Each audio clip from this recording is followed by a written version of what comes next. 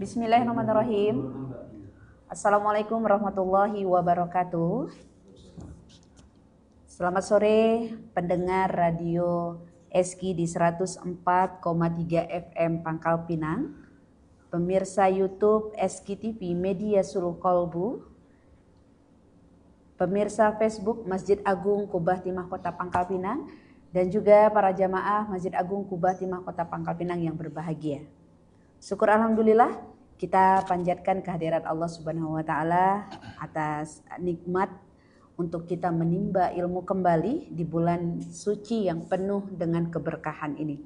Salawat serta salam marilah kita sampaikan kepada Rasulullah sallallahu alaihi wasallam beserta keluarga dan para sahabat hingga akhir zaman nanti.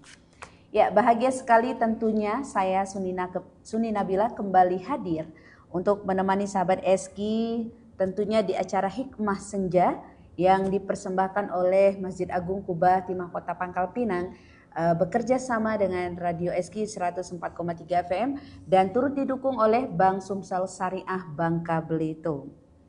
Edisi kali ini di hari Rabu, tepatnya 19 Maret 2025 atau bertepatan dengan hari ke-19 di bulan Ramadan 1446 Hijriah. Ya, sahabat Eski dan juga para jamaah Masjid Agung Kubah Timah Kota Pangkal Pinang, sambil kita menanti waktu berbuka puasa, kita akan mendengarkan materi dari narasumber kita yang alhamdulillah sore ini telah hadir. Beliau adalah Dr. Irawan MSI. Beliau ini adalah Rektor IAINSAS Bangka Belitung. Dan insya Allah tema yang akan kita bahas di sore hari ini tentang keadilan sosial dalam perspektif Islam. Sebelumnya kita sapa dulu. Assalamualaikum warahmatullahi wabarakatuh, Pak. Waalaikumsalam warahmatullahi wabarakatuh. Alhamdulillah, apa kabar nih, Pak? Alhamdulillah sehat walafiat. Sehat, alhamdulillah. Kita bisa berjumpa lagi, bersua lagi di sini ya Pak ya. Setelah 1 tahun kemarin. Alhamdulillah. Semoga kita selalu dalam lindungan Allah SWT. Amin ya rabbal alamin. Berkaitan dengan tema kita di sore hari ini tentang keadilan sosial dalam perspektif Islam ya Pak ya. Mungkin sebagai bahan perbincangan kita di sore hari ini sedikit mukadimah. Dan tentunya untuk para pendengar Eski Radio dan juga para jamaah Masjid Agung Kubah Timah Kota Pangkal Pinang, kita membuka sesi tanya jawab nanti langsung aja di WhatsApp kita 082374726332. Sebelumnya kita dengarkan dulu sebagai bahan perbincangan kita. Silakan nih Pak. Assalamualaikum warahmatullahi wabarakatuh. Waalaikumsalam. Alhamdulillahirabbil alamin. Assalatu wassalamu ala asrofil anbiya'i wal mursalin sayyidina wa maulana Muhammadin wa ala alihi wa sahbihi ajma'in amma ba'du. Para pemirsa Eski Radio dimanapun berada, alhamdulillah kita bisa berjumpa di hari puasa Ramadan yang ke-19 pada hari ini. Semoga kita senantiasa diberikan kesehatan dan tetap sehat sampai akhir Ramadan nanti. Amin ya rabbal alamin. Para pemirsa sekalian, tema kita pada sore hari ini adalah keadilan sosial perspektif Islam. Kata adil sebenarnya sudah dipahami oleh kita sehari-hari dan perspektif keadilan ini tentu dipakai oleh setiap bangsa, setiap agama, dan juga persoalan keadilan ini menjadi tuntutan setiap manusia di muka bumi ini. Apakah dari perspektif agama, ekonomi, sosial, politik, dan sebagainya. Nah, kata keadilan di sini tentu kita bisa menjelaskan dalam berbagai perspektif. Dalam pertemuan kali ini saya ingin membicarakan tentang perspektif keadilan dalam konteks Ramadan. Jadi pada bulan Ramadan ini adalah bulan yang penuh barokah, bulan pendidikan, bulan diturunkannya Al-Quran, dan termasuk juga pada bulan Ramadan ini adalah suatu kesempatan bagi setiap umat Islam, baik muslim maupun muslimah, untuk memberikan suatu ibadah yang terbaik bagi setiap insan, yaitu salah satunya selain puasa, sholat tarawih di malam hari. Kemudian yang terpenting lagi bahwa dalam konteks keadilan kita diwajibkan untuk memberikan harta yang kita miliki kepada saudara-saudara kita sesama umat Islam. Dan tentunya salah satu rukun Islam yang harus dilaksanakan oleh umat Islam adalah selain syahadat, sholat, puasa, ya, syahadat, ya, sholat, kemudian puasa, zakat, haji bagi yang mampu. Nah, tentunya pada bulan Ramadan ini kita diwajibkan untuk memberikan zakat, baik zakat mal maupun zakat fitrah, baik zakat fitrah maupun zakat harta. Para pemirsa yang berbahagia, tentu dalam menjalankan kehidupan sehari-hari tidak semua orang memiliki rezeki yang sama, memiliki harta yang sama. Inna sya'yakum lasatta. Sesungguhnya tiap orang itu berbeda-beda rezekinya. Nah, oleh karena itu pada bulan Ramadan ini bagi orang yang memiliki kelebihan hartanya diwajibkan untuk memberikan zakat fitrahnya kepada fuqara, wal masakin, ibnu sabil, dan beberapa asnaf yang lainnya. Oke. Itu sebagai bahan perbincangan kita, sedikit mukadimah dari Bapak atau Oke, ini ada pertanyaan juga nih, Pak. Udah ada yang bergabung, mengirim pertanyaan. Assalamualaikum Pak Rektor, semoga selalu sehat. Izin bertanya Pak, bagaimana cara menanamkan keadilan sosial bagi anak kita?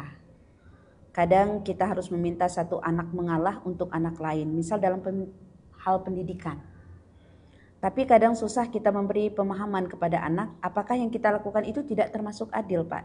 Dari Ibu Yanti di seputaran Tua Tunu, mungkin bisa penambahan sebagai obrolan kita di sore hari. Baik, terima kasih. Ini juga termasuk pertanyaan yang berkaitan dengan keadilan, konsep gitu ya? Keadilan. Adil tidak mesti harus satu sama dengan satu. Misal seorang anak yang berusia 10 tahun dikasih uang 5.000, kemudian yang umur 7 tahun mungkin cukup 1.000 karena sesuai dengan kebutuhan, itu juga adil.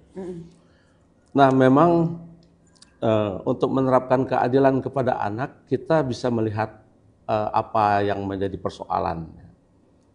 Tadi saya kurang memahami secara mendetail persoalan adil yang dimaksud adalah apakah masalah pendidikan atau pelayanan perawatan terhadap anak ya, atau memenuhi kebutuhan itu pada bisa anak. Jadi ya Pak ya. Jadi paling tidak ya orang tua pun harus bersikap adil kepada anak. Sambil contoh ya, misalnya anak laki-laki dan perempuan, sebagian orang tuanya lebih bangga kalau memiliki anak laki-laki. Iya. Sebaliknya ada juga yang bangga ketika memiliki anak perempuan. Nah, sebenarnya dalam konteks seperti ini tidak ada salah satunya yang dianggap lebih rendah atau satunya lebih istimewa. Ya, semuanya sama di mata Allah adalah ketakwaan. Nah, dalam konteks pendidikan misalnya, tentu kita sama-sama berkewajiban ya untuk memberikan pendidikan kepada anak baik laki-laki maupun perempuan. Misalnya kalau beberapa tahun yang lalu perempuan itu tidak boleh sekolah tinggi-tinggi. Jadi dia hanya bisa lulus sampai SD atau SMP atau SMA saja. Nah, sekarang sudah terjadi pergeseran pemahaman masyarakat bahwa perempuan pun wajib untuk menuntut ilmu, bahwa menuntut ilmu itu wajib baik bagi muslim maupun muslimat. Sekira itu. Oke. Terkait dengan pertanyaan Ibu Yanti di Tua Tunu tadi, Ustaz ya, sering terjadi di lingkungan sekitar. Banyak seperti ini, Ustaz. Mungkin bukan keluhan ya, tapi mengungkapkan isi hati seorang orang tua biasanya gini. antara keadilan anak.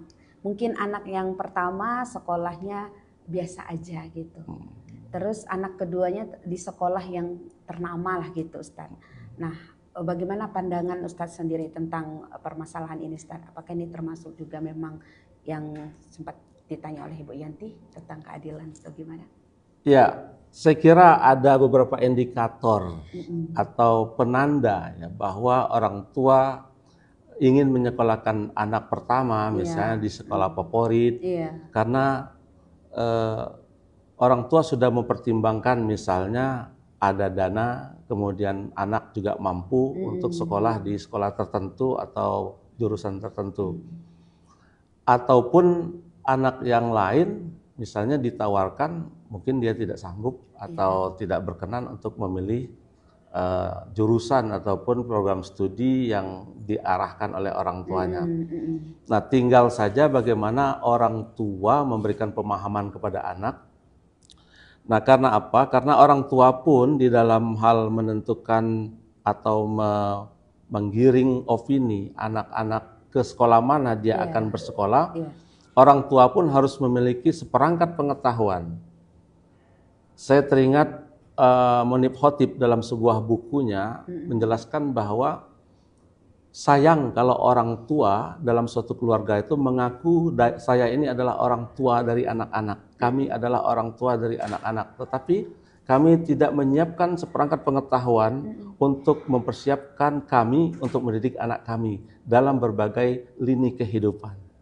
Nah, oleh karena itu memang selain itu juga zaman terus berubah. Kalau dulu kita dengar ada istilah generasi baby boomer, kemudian ada generasi X, Y, Z, dan sekarang ini ada generasi alpha lagi lah ya.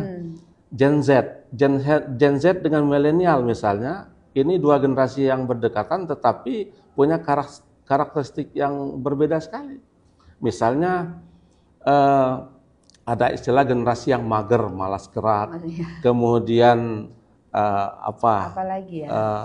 generasi rebahan ya, kemudian generasi yang ingin instan. Nah, tentu ketika orang tua yang hidup pada era generasi Z misalnya, tentu sangat berbeda ketika dia mendidik dan berjumpa dengan anaknya di era sekarang. Nah, oleh karena itu di dalam menerapkan keadilan dalam suatu pilihan agar anak tidak tersinggung, anak tidak marah, tidak merajuk, tentu orang tua juga harus memiliki bacaan dan referensi serta wawasan yang luas juga. Orang tua juga harus terus menambah wawasannya bagaimana mendidik anak sesuai dengan eranya. Menghadapi pemikiran anak di era sekarang gitu. Betul. Ya. Jadi memang setiap orang tua sebenarnya salah nggak sih Ustadz ketika terjadi yang seperti ini tadi, kita sebagai orang tua merasa gimana ya, sedih gitu, terlalu anak saya kok begini gitu, merasa khawatir atau gimana sebenarnya? Sebelum itu saya ingin menjelaskan dalam suatu ajaran Islam ya, ada beberapa tahapan, misalnya 1 sampai atau katakanlah 0 sampai 7 tahun, kita jadikan anak kita itu sebagai raja. Raja itu dihormati, dikasih minum yang enak, kemudian dirawat, dijaga kebersihan sekitarnya dan sebagainya. Nah, demikian juga anak-anak dia harus dijadikan seperti raja, harus dikasihani, harus dijaga kesehatannya, keamanannya, gizinya dan sebagainya. Pada tahap yang kedua, misalnya pada tahun yang kedua dari usia 7 sampai 14 tahun, jadikanlah anak itu seperti pembantu atau asisten rumah tangga. Karena apa? Karena tanpa begitu dia tidak siap dengan dirinya sendiri, dia tidak siap untuk bekerja keras, dia tidak siap menghadapi berbagai kelelahan, cobaan, dan tantangan dalam kehidupannya. Biarin aja, suruh dia belajar, suruh dia les, suruh dia menghafal Al-Quran, suruh dia membaca Al-Quran sampai bisa mengaji. Karena pada usia tahapan yang ketiga, yaitu pada usia 14 sampai 21 tahun, anak akan dijadikan seperti wazir atau menteri. dalam suatu negara, misalnya presiden banyak sekali dibantu oleh para menteri untuk mengatasi berbagai persoalan sesuai dengan bidang kemampuannya. Nah, demikian juga ketika anak sudah siap dan dididik seperti membantu, pendidikannya sudah kita bekali, kemudian mentalnya sudah kita siapkan, dan dia memasuki dunia dewasanya, berarti anak sudah siap dengan tahapan-tahapan seperti itu.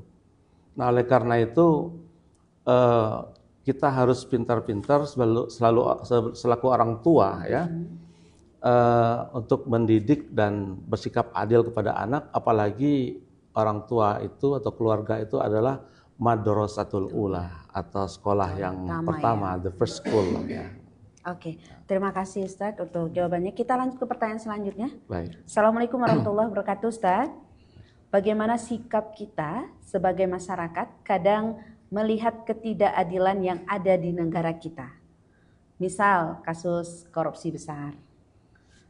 Terus yang hukumannya ringan, tapi kalau masyarakat kecil, kadang kasus kecil hukumannya kasar dan berat. Nah, gimana nih Bunda Iradi seputaran Pagarawan? Baik, terima kasih. Ini kontekstual ya, lagi musim gelar perkara. Ya. Iya.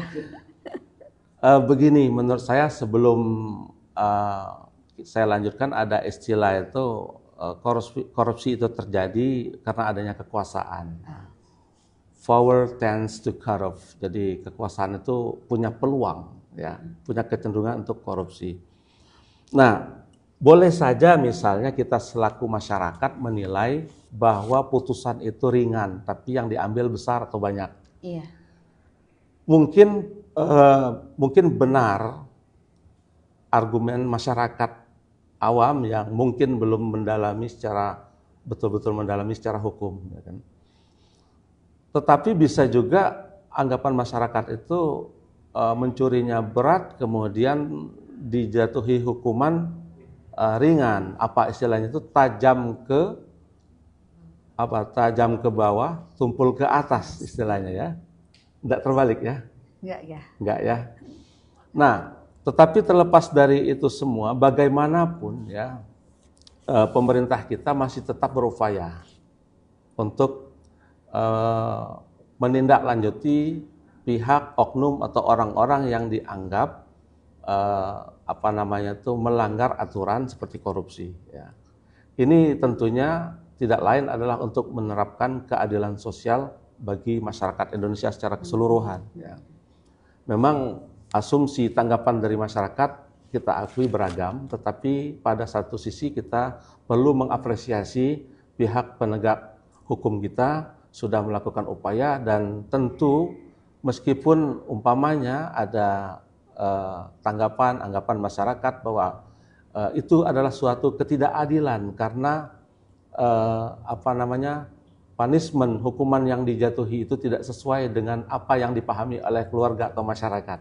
Tetapi yang terpenting bahwa setiap keputusan yang telah diputuskan oleh APH, aparat penegak hukum, oleh hakim, jaksa dan sebagainya, itu adalah suatu upaya untuk menerapkan keadilan. Seharusnya kita sebagai masyarakat kecil, masyarakat awam, ya, menanggapi kasus seperti ini seperti apa sih, ketika pasti ada obrolan-obrolan kita sama-sama dalam konteks berteman ataupun kita lagi berkumpul, Ustaz, menanggapi berita-berita yang seperti ini agar tidak mengotori hati kita, apalagi di bulan suci seperti ini gitu ya. Memang tidak bisa dipungkiri karena kita adalah manusia yang diberi julukan insan ataupun uhwa insaniyah, sering kita dengar. Kita adalah makhluk yang disebut dengan bashar, uhwa basyariyah. Lalu kita menjalin komunikasi. Ya. Tetapi yang diingat pula, saya ingin menyampaikan sedikit dari perspektif Islamic communication atau komunikasi Islam. Apapun yang kita bicarakan, kita diskusikan, seumpama tentang ketidakadilan terhadap punishment misalnya, saya kira ya kita tetap mengusungkan suatu komunikasi yang santun, ya, suatu komunikasi yang nyaman. Dalam istilah komunikasi Islam itu ada istilah qaulan karima, komunikasi atau ngobrol itu dengan yang mulia-mulia. Kalimat-kalimat yang sampaikan itu mulia. Qaulan ma'rufa, yang baik-baik. Kemudian qaulan layyina, perkataan itu lemah lembut tetap, walaupun secara emosional mungkin orang sudah naik adrenalinnya, sudah marah ya, tetapi tetap kita orang yang beragama diajarkan how to communicate as Islamic perspective. Jadi bagaimana cara kita berkomunikasi menurut perspektif Islam. Itu tadi ada qaulan karima, qaulan ma'rufa, qaulan ahsanu qaulan, ya, qaulan layyina dan sebagainya. Itu menjadi panduan kita sebenarnya Ustaz ya. Ya, saya kira seperti itu. Oke. Pertanyaan masih menunggu nih Ustaz. Assalamualaikum. Izin bertanya Ustaz, bagaimana keadilan yang dimaksud ketika seorang suami melakukan poligami? Saya rasa tidak akan pernah bisa adil kalau punya 2 istri nih Ustaz. Pasti ada ketimpangan dari Nyai Erna di Rawabangun. Oke. Pada senyum semua ya kalau bicara poligami. Oke, silakan Ustaz. Ya, memang ketika berbicara poligami ini menjadi pembicaraan yang hangat dimanapun berada. Hangat di kalangan ibu-ibu dan bapak-bapak juga. Jelas sekali bahwa fankihuma atau balakum minan nisa masna wa thulatsa wa ruba, ya, kita ada peluang ya untuk menikah 2, 3 atau 4. Fa in hibtum alla ta'dilu fawahidah. Jadi kalau kita tidak sanggup untuk memiliki lebih dari 1 istri, maka hendaklah 1 saja. Kalau tidak sanggup berlaku adil. Nah, ini yang menarik. Kata-kata adil dalam konteks poligami, Ibu, saya kira misalnya Asghar Ali Engineer, ya, dia menyebut bahwa kata adil di situ dia dalam perspektif ekonomi dan pendidikan. Kalau nggak sanggup membiayai pendidikan anak yang lebih dari 1 sampai perguruan tinggi dan uang kuliah yang mahal, ataupun tidak sanggup membiayai ekonomi secara merata, ya tidak usah, 1 aja. Kemudian persoalan kata-kata adil ini bukan hanya secara sederhana, secara singkat, secara ekonomi saja. Mungkin saja beberapa orang dan beberapa kelompok atau beberapa oknum ya sanggup untukmu 1 juta, untuk dia 1 juta. Tetapi persoalannya bukan seperti itu saja. Oke, soal ekonomi saya bisa cari sendiri misalnya. Tapi soal perasaan saya nggak sanggup katanya. Soal keadilan perasaan ini yang saya tidak terima misalnya kan. Misal ya, yang tua umpamanya dibeliin jilbab merek button scarf. Dari motifnya nggak cocok untuk dia, Bu. Sebaliknya yang muda dibeli yang mahal sama-sama 450.000, tetapi yang muda dibeli dengan motif yang tua nggak cocok. Dari segi jilbab aja sebagai contoh ya, itu juga bisa jadi bahan pembicaraan ketidakadilan. Ya, jadi kalau berbicara tentang keadilan poligami, ya kita kembali ke pelaku seorang suami ya. Ustaz ya, istilahnya laki-laki ya kalau mampu boleh 1, 2 atau 3 gitu. Ya, yang penting ada perizinan lah gitu ya Kak. Yang disebabkan oleh sesuatu misalnya kan, karena sakit dan lain-lain, tetapi memang agak sulit ya kalau misalnya ngomongin kerelaan begitu. Walaupun misalnya di beberapa tempat dan di beberapa wilayah pernah terjadi, tetapi secara umum ada istilah Arab itu laisa fil qalbi hubban. Tidak ada 2 cinta dalam 1 hati.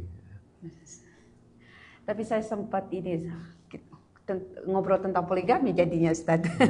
Jadi saya sempat ketemu sama seseorang juga Ustaz. Luar biasa, ibu ini pemikiran seperti ini. Saya rela, saya ikhlas ketika suami saya berpoligami. Karena apa Suni?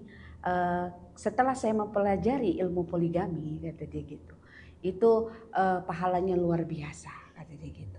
Mau masuk pintu mana aja bisa untuk ke surga, kata dia seperti itu Ustaz. Cuma saya Mungkin sebagian orang seperti itu berpikirnya ya Ustadz ya. Sekilas saja Ustadz sebagai karena kita berbicara tentang poligami. Oke, satu pertanyaan lagi Ustadz. Kita stop tentang poligami gitu ya. Oke, ini Assalamualaikum warahmatullahi wabarakatuh Ustadz. Ini ada Ibu Dina di seputaran Kacang Pedang. Ustadz, ini sering terjadi ketika pembagian zakat, zakat fitrah. Itu terkadang saya melihat ketidakadilan untuk pembagian zakat fitrah. Nah, gimana nih Ustadz? Menurut pandangan Ustadz sendiri, silakan. Mungkin pembagian zakat yang dimaksud oleh badan amil zakat yang sudah dibentuk oleh dalam suatu kepanitiaan mungkin. Bisa ya. jadi gitu mungkin, Ustadz, ya. Mungkin seperti itu ya pertanyaannya. Tapi yang jelas bahwa pembagian zakat itu ada 8 asnaf, fakir, miskin, kemudian orang yang berjuang di jalan Allah, kemudian budak di sini kan nggak kita temukan lagi ya, katakan begitu ya. Budak di Indonesia ini hampir tidak ada. Itu juga disampaikan oleh Menteri Agama beberapa hari yang lalu maksud saya. Selain itu mu'alaf pun mu'alaf yang dimaksud itu bukan sudah menjadi Islam sudah 10 tahun. Mu'alaf itu kan definisi singkatnya adalah orang yang baru memeluk agama Islam. Nah, paling tidak cara pembagiannya ya kita berharap panitia paham tentang hukum tentang pembagian zakat ini. Paling tidak kita tetap mengacu kepada pembagian 8 golongan itu. Ya. Nah, selain itu juga kalau di suatu lingkungan masjidnya itu sudah kebagian semua, bisa saja didistribusikan ke tempat yang lain. Nah, selain itu juga saya kira jawabannya itu kita berharap bahwa memang panitia amil zakat ini betul-betul mengerti ya tentang hukum pembagian zakat dan juga bagaimana pendistribusinya agar tidak terjadi prasangka-prasangka yang kesimpulannya bahwa masyarakat tertentu ya merasa tidak adil begitu ya. Oke, terima kasih Ustadz untuk terkait dengan pertanyaan Ibu Dina di seputaran Kacang Padang. Karena waktu kita juga Ustadz nggak terasa, mungkin langsung aja statement closing sebagai peringatan lah atau nasihat diri kita dan juga para pendengar SK dimanapun berada dan juga para jamaah Masjid Agung Quba Kota Pangkal Pinang seputar dengan tema kita di sore hari ini. Silakan Ustaz. Baik para pemirsa SK baik di studio maupun dimanapun berada, menerapkan konsep keadilan mulailah dari diri kita sendiri. Bahwa kita harus adil terhadap diri kita, kapan anggota tubuh kita memiliki hak untuk istirahat, kapan kita harus beribadah, dan kapan kita menjadi bagian dari masyarakat. Selain itu, dalam menerapkan konsep keadilan, terutama di dalam menerapkan keadilan sosial, khususnya di bulan Ramadan, mari kita yang memiliki sedikit harta kekayaan untuk berinfak dan sedekah. Selain mengeluarkan zakat, kalau zakat ini hanya sedikit saja, 2,5%. Tapi kalau sedekah itu bisa lebih. Bahkan beberapa organisasi filantropi, saya contoh di kampus kami, selama ini tahun yang keempat, totalnya kami mendapat, mahasiswa kami 62 orang itu mendapat bantuan dari Yayasan Baitul Mal PLN, ya, di mana mereka itu gaji mereka itu diserahkan ke Yayasan Baitul Mal mereka itu 2,5%. Untuk kami saja selama 4 tahun itu bisa membantu 1 miliar untuk mahasiswa. Nah, berdasarkan aturan zakat pada tahun 2014 itu, ketika rakyat Indonesia yang beragama Islam komitmen dan patuh terhadap 2,5% terhadap pendapatan dia per bulan, itu bisa mengalahkan APBN kita. Dan termasuk di bulan Ramadan ini jangan lupa untuk mengeluarkan zakat fitrah dan zakat mal, termasuk zakat emas jika sudah mencapai nisabnya. Karena itu adalah kewajiban kita sebagai orang Islam dan termasuk rukun Islam yang 5. Demikian, Assalamualaikum warahmatullahi wabarakatuh. Waalaikumsalam warahmatullahi wabarakatuh. Terima kasih Ustadz atas obrolan kita. Tema kita hari ini cukup menarik untuk kita alokasikan dalam kehidupan kita sehari-hari ya Ustadz ya. Sehat-sehat, semoga segala usaha dan semoga kegiatan yang dilakukan Ustadz juga diberkahi Allah SWT beserta keluarga ya Ustadz ya. Amin ya robbal alamin. Terima kasih juga kita sampaikan untuk jamaah serta sahabat Eski yang telah menyimak acara kita Hikmah Senja setiap sore sepanjang Ramadan dan tentunya untuk edisi hari ini. Dan terima kasih juga kepada Bank Sumsel Syariah Bangka Belitung atas dukungan program Hikmah Senja langsung dari lantai 2 Masjid Agung Kubah Timah Kota Pangkal Pinang. Selanjutnya kita akan menyimak lantunan ayat suci Al-Quran yang akan dibacakan oleh ananda kita Muhammad Zuhri. Kemudian dilanjutkan kumandang azan maghrib menandakan waktu berbuka yaitu pukul 18:10 waktu Indonesia bagian Barat. Akhirnya saya Suni Nabila pamit undur diri, sampai jumpa besok. Akhir kalam, wassalamualaikum warahmatullahi wabarakatuh. Waalaikumsalam. Kepada pembaca tilawah kami persilakan.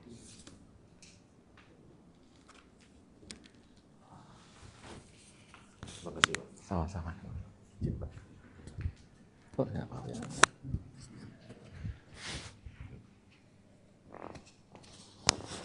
Ya, Pak. Terima kasih.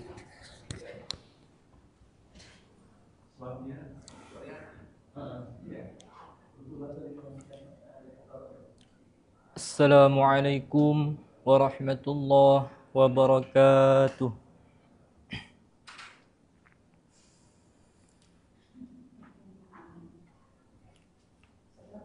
A'udzu billahi minasy syaithanir rajim.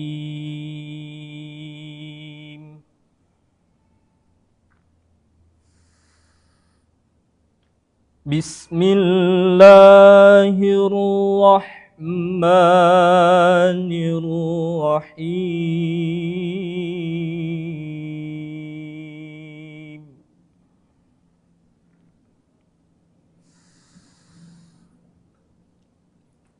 Syahrul Ramadan alladzi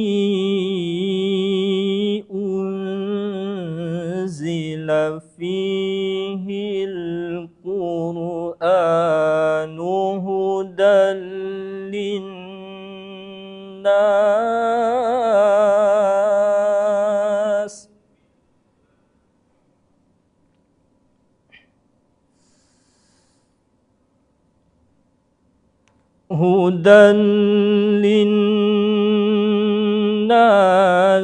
wa bayyinatin minal huda wal furqan.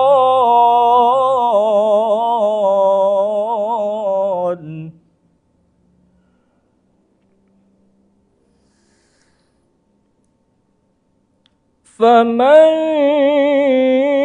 syahida minkumus syahra falyasumhu wa man kana maridan aw ala safarin fa'iddah.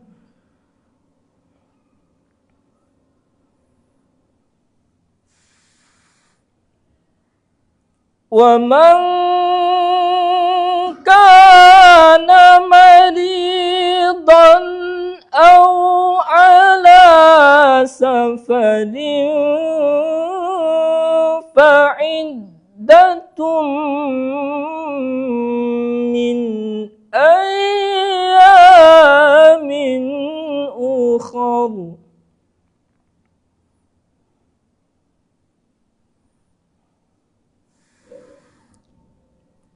يريد الله بكم اليسر ولا يريد بكم العسر ولتكملوا العدة ولتكبروا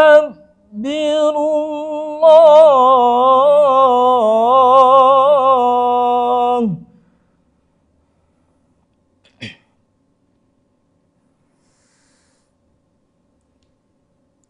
ولتكملوا العدة ولتكبروا الله على ما هداكم ولعلكم تشكرون.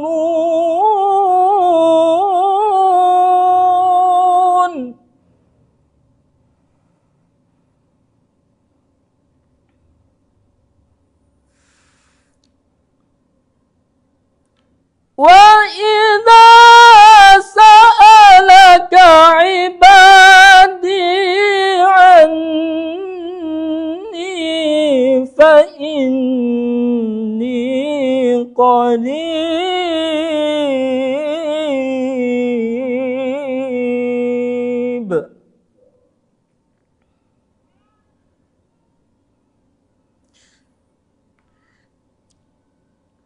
أجيب دعوة الداع إذا دعاني فليستجيبوا لي وليؤمنوا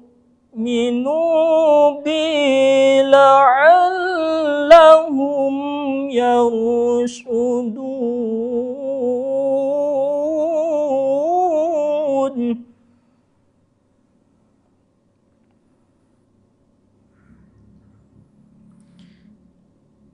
الله أكبر. بسم الله الرحمن الرحيم.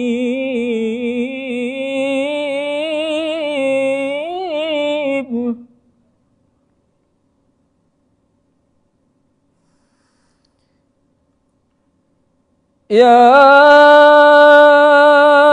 أيها الذين آمنوا كونوا قوامين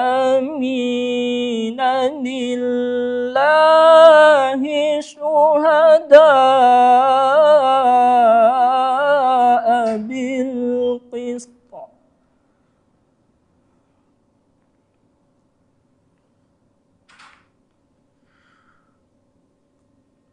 ولا يجرمنكم شنآن قوم على ألا تعدلوا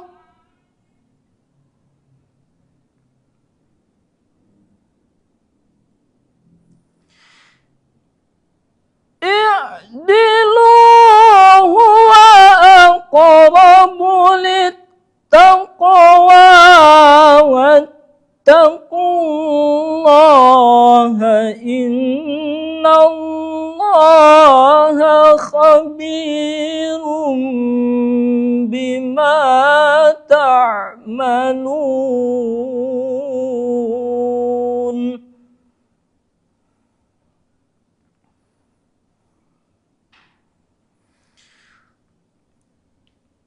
وعد الله الذين آمنوا وعملوا الصالحات لهم مغفرة وأجر عظيم.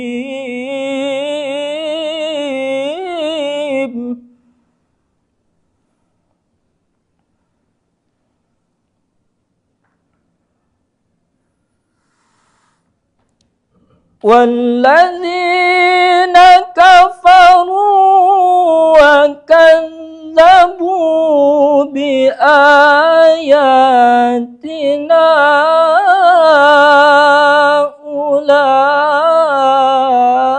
أولئك أصحاب الجحيم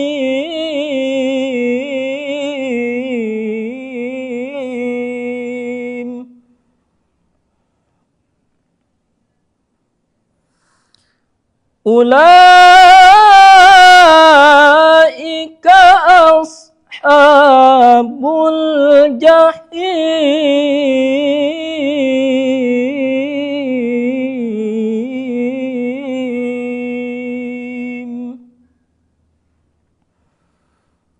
صدق الله العظيم.